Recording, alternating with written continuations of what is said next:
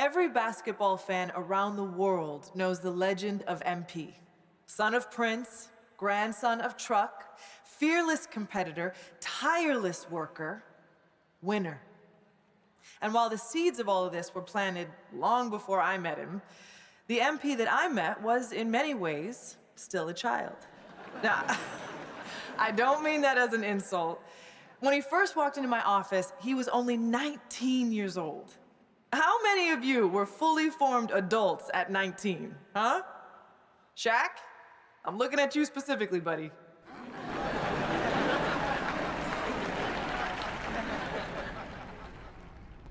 Now, what do I mean when I say he was a child?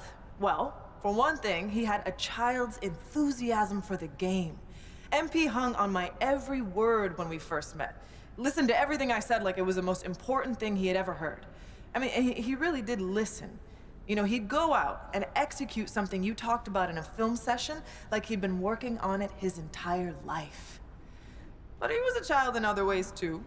For one thing, he was obsessed with Ninja Turtles.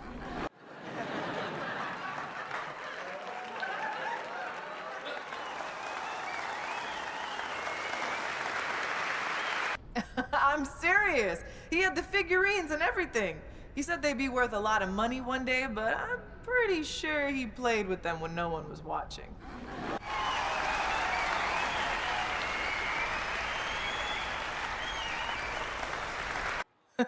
What I'm trying to say is that MP was himself, first and foremost, from day one in the league until the day he retired.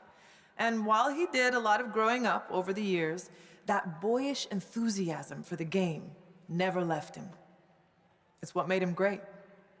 He never lost that passion for learning and growing and getting better. And I'm pretty sure he still has those Ninja Turtle figurines laying around somewhere. Now, you can't talk about MP without talking about his accomplishments on the court. So, let me talk about some of the most impressive. He holds the record for most points scored in a single season.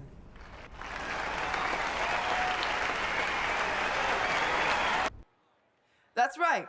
He scored more points in a single year than Wilt, more than MJ, more than LeBron, more than whoever your favorite's favorite is. MP was that dude.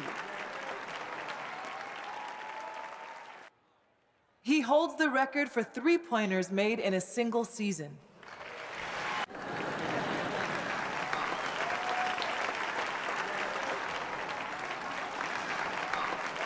Now, records are made to be broken, but it's gonna be a long time before we see someone that locked in for that long a period of time. He broke the most unbreakable record in sports, topping Wilt's famous 100-point game.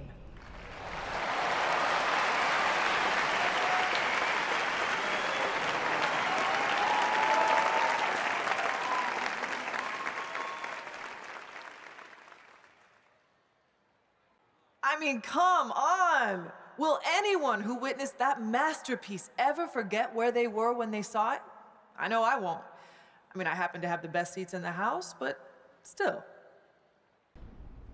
Look, I could go on and on about the greatness of MP, but I know he likes to do that too. So, rather than step on all of his toes, allow me to introduce the man you are all here to see, the legend, the GOAT, MP.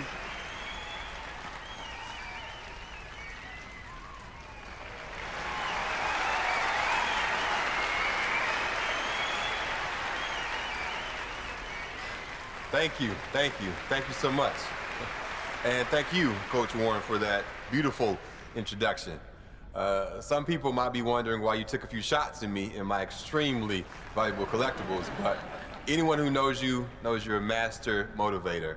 And anyone who knows me knows I rise to the occasion when I've been disrespected. So once again, thank you. Thank you from the bottom of my heart for helping me unlock the best version of me.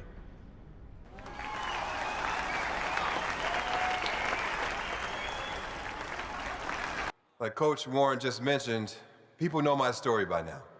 They know about my grandpa, the late, great Truck.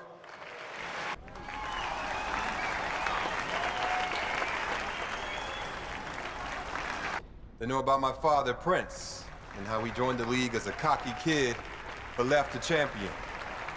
But what they might not know is that throughout my career, me and my dad would have these sprawling conversations late into the night, where we talk about the history of the game and my family's place in that history.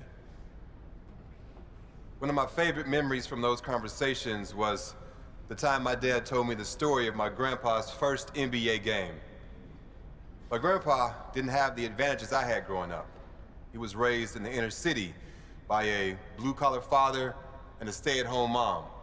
There were times when they struggled to put food on the table, but he never complained. He never asked, why me? He just put his head down and got to work. He could have taken the easy way out and did things he wasn't supposed to make a quick buck. But my grandpa, he wasn't built like that. He had love in his heart, and he wanted to make his parents proud. Now, don't get me wrong. If you mess with him or someone he loved, hey, well, trust me, you didn't want to do that. When it came time to fight for what was right, he never backed down. And that's the kind of ball player he was. He didn't have the most skill, but he had the most heart. He fought for a spot in the NBA like his life depended on it. Through sheer force of will, he got drafted by the Celtics in the 3rd round. He was sent to a minor league team to start his career, but he stayed ready. And it's a good thing that he did, because he only had 24 hours from the time he was called up to the time he had to guard Magic Johnson. And what did he do? He shut him down when everyone expected him to fall on his face. Nah, my grandpa, he rose to the occasion. I'll never forget the pride I saw on my father's face when he told me that story. He knew that if it wasn't for my grandpa's fierceness, loyalty, and unwavering belief in himself, neither of us would be where we are today. I love you, Grandpa. Thanks for everything.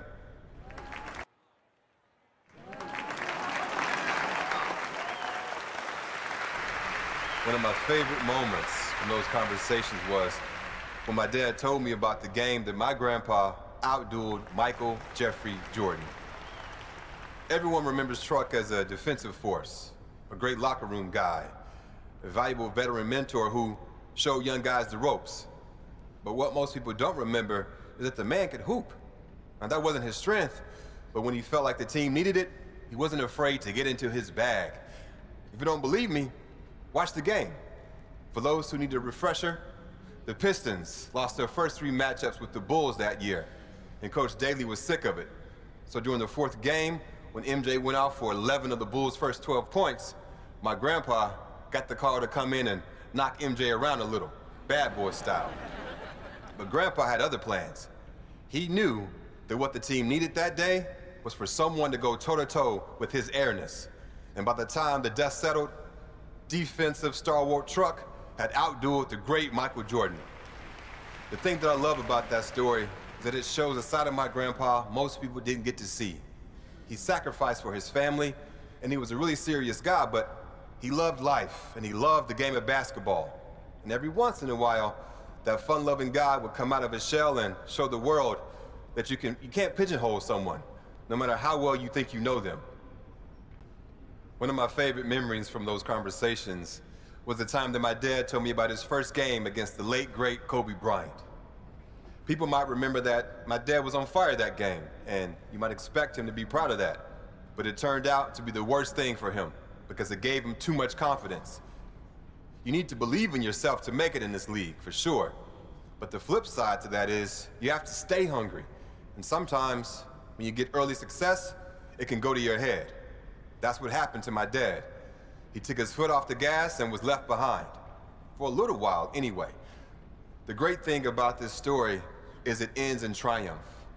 Rather than whine and sulk his way out of the league, he got his head screwed on straight, got to work, and ended his career a champion. Growth isn't linear. When you think things can only go up, they go down. And when you think things can only go down, hey, they go up. My dad learned that the hard way, but he learned it. And that perseverance is something I'll always respect about him. One of my favorite memories from those conversations is when my dad told me about shutting down the great LeBron James in the NBA Finals. I love you, LeBron, don't get me wrong, but this is my moment, so I gotta tell this story.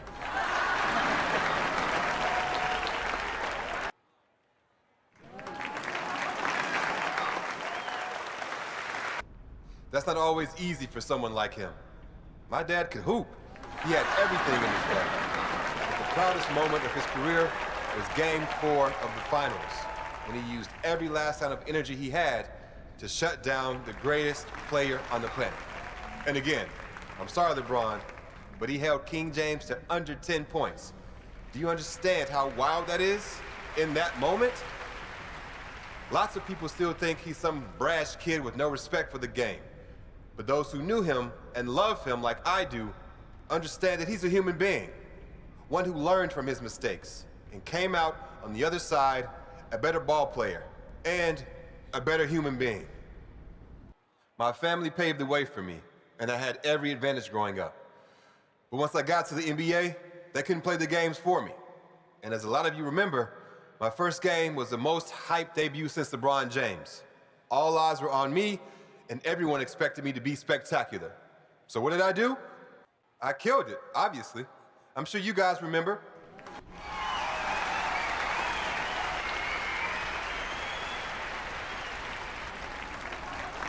$20 million people watched that game. There's a reason I'm standing here right now, and it's not because I'm a great public speaker. It's because I delivered, time and time again. One of the most important things you can do if you want to have success is to set goals.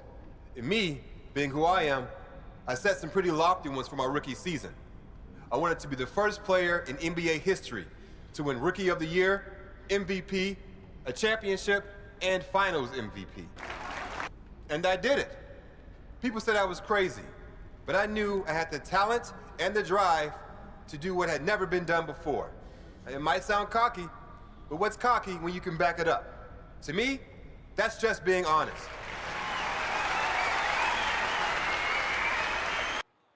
When people talk about my career, one of the first things they mention is how many championships I've won. And when I meet people for the first time, one of the most common questions I get is, what's it like to have more championships than Michael Jordan or LeBron James? Most people think I'll talk about the glory, the money, the fame. But when I think about those championships, I think about the people I shared those moments with. Winning means nothing if you have no one to share it with. So I'd like to thank every teammate, every coach, every friend, every family member, and every mentor who was there for me during my playing days. Without you all beside me, the winning wouldn't mean a thing.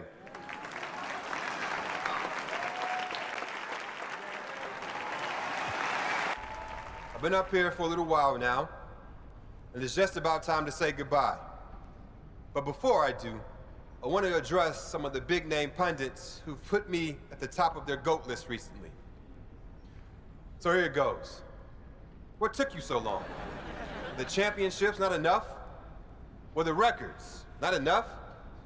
Some people say I should be grateful to be in the discussion. But legends aren't grateful to be in a discussion. We want to win. That's what competition is all about. So for those of you who only now got on the bandwagon, I don't need you. Matter of fact, I don't want you. But if you've been here all along, you'll always be in my heart.